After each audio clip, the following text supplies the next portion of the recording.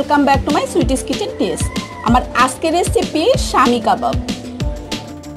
Tasty হয় এই শামি কাবাব রেসিপিটি। দেখে নেওয়া যাক কীভাবে আমি এই রেসিপিটি তৈরি করেছি। এখানে আমি 250 গ্রাম বোনলেস মাটন নিয়েছি। মাটনটাকে পাতলা স্লাইস করে কেটে নিয়েছি। মাটনটাকে একটা প্যানে ট্রান্সফার করে নিয়েছি। শামি কাবাব তৈরির জন্য আরেকটি গুরুত্বপূর্ণ উপাদান হলো ছোলার ডাল। এখানে আমি হাফ কাপ ছোলার ডাল 6 ঘন্টা আগে ভিজিয়ে রেখেছিলাম। অবশ্যই এই ডালটাকে 5-6 ঘন্টা ভিজিয়ে রাখতে হবে, না হয় ডালটা প্রপারলি কুকড হবে না। এখন আমি মাংসের মধ্যে এই ডালটা অ্যাড করে দিচ্ছি। 1 টিস্পুন রসুন পেস্ট, 1 টিস্পুন আদা পেস্ট দিয়ে দিচ্ছি, 1 টিস্পুন লবণ দিয়ে দিচ্ছি, হাফ টিস্পুন জিরের গুঁড়া দিয়ে দিচ্ছি, আর হাফ টিস্পুন দিয়ে দিচ্ছি ধনে গুঁড়া, 1 টিস্পুন গরম মশলা গুঁড়া দিয়ে দিলাম, হাফ টিস্পুন দিয়ে দিচ্ছি হলুদ গুঁড়া। এটা অপশনাল, সুন্দর একটা কালার আসে সেই জন্য আমি হলুদ অ্যাড করেছি, আপনারা চাইলে স্কিপ করতে পারেন। দিয়ে দিচ্ছি 4 টুকরা দারচিনি আর 6টি এলাচ দিয়ে দিচ্ছি, আর দিয়ে দিচ্ছি জায়ফল জয়ত্রী, 1 টিস্পুন দিয়ে দিচ্ছি লাল মরিচের গুঁড়া। ডালটা আপনারা আপনাদের স্বাদ মতো বাড়িয়ে কমিয়ে নিতে পারেন। 2 কাপ পানি অ্যাড করে দিচ্ছি।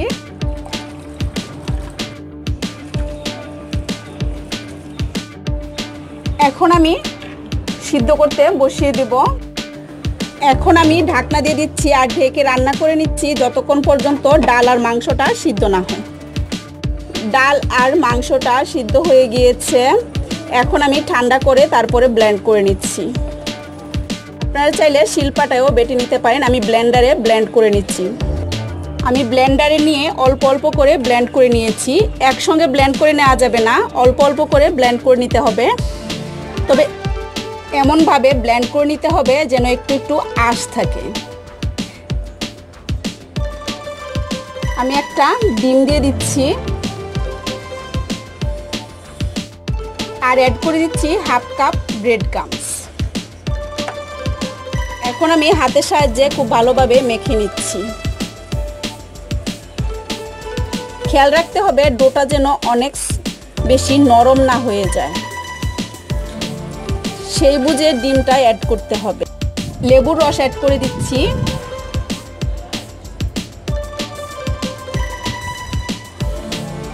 ডোটা মাখতে মাখতে যদি নরম মনে হয় তাহলে আরও ব্রেড ক্রাম্বস অ্যাড করতে পারেন। আর ডিমটা কিন্তু বাইন্ডারের কাজ করবে, ডিমটা অবশ্যই দিতে হবে, ডিমটা স্কিপ করা যাবে না। আমি ভালোভাবে মেখে নিয়েছি। ডোটা যদি নরম হয় তাহলে আপনারা টোস্ট বিস্কুটের গুঁড়োও অ্যাড করতে পারেন।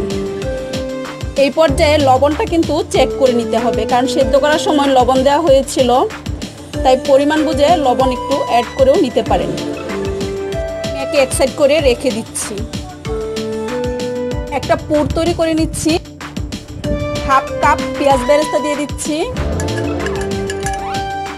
আর দিয়ে দিচ্ছি 2 টেবিল স্পুন পুদিনা পাতা কুচি আর 2 টেবিল স্পুন ধনে পাতা কুচি, 3 টেবিল চামচ কিশমিশ দিয়ে দিচ্ছি। পুরটাকে মেখে নিচ্ছি। পুরটা মেখে নিয়েছি, এখন এক সাইড করে রেখে দিচ্ছি। আর এখানে নিয়েছি কিছু চিজ, মোজারেলা চিজ নিয়েছি, আপনারা চাইলে ঢাকাই পনিরটাও নিতে পারেন। কিছুটা নিয়ে নিলাম, হাতে নিয়ে একটা বলের মতো তৈরি করে নিচ্ছি, কাবাবের শেপ দিয়ে নিচ্ছি। এখন এর ভিতরে একটু গর্ত করে নিচ্ছি।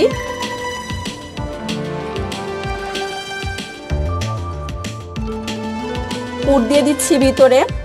পুরটা সামান্য পরিমাণে দিতে হবে, না হয় খুলে যেতে পারে, খুলে পুর বের হয়ে যেতে পারে। আর এর ভিতরে দিয়ে দিচ্ছি একটা চিজ। এখন আমি মুখটা বন্ধ করে দিচ্ছি। এই যে শেপ দিয়ে নিচ্ছি।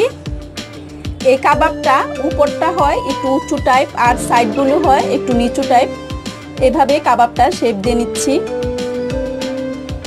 আবারও কিছুটা ডো নিয়ে নিলাম, নিয়ে ভিতরটা গর্ত করে নিচ্ছি। এখন এর ভিতরে পুর দিয়ে দিচ্ছি। পুরটা অল্প করে দিতে হবে, না হয় বের হয়ে যেতে পারে। ভিতরে চিজ দিয়ে দিচ্ছি। এখন মুখটা বন্ধ করে দিচ্ছি।